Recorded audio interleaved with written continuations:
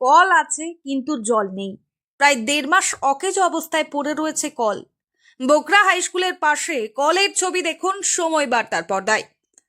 এই মুহূর্তে যে খবরের দিকে নজর রাখবো, বোকরা হাই স্কুলের কাছে যে কলটি রয়েছে সেই কলটি প্রায় 1.5 মাস থেকে অকেজো অবস্থায় পড়ে রয়েছে।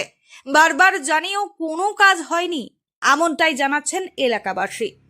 জল আমাদের প্রতিনিয়ত একমাত্র নিত্যদিনের প্রয়োজন। জলের অপর নাম জীবন।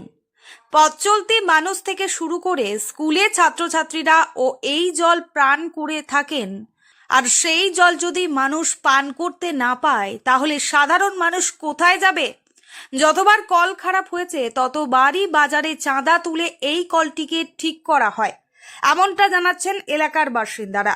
এরপরেও সেই কলটি খারাপ হয়ে যায়।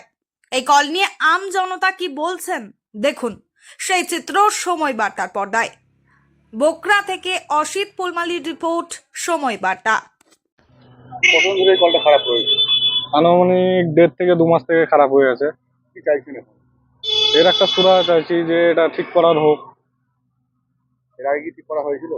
এর আগে ঠিক করা হয়নি। আমাদের এই বাজারে যত দোকান পাশার আছে সবাই মিলে পয়সা তুলে আমরা ঠিক করেছিলাম।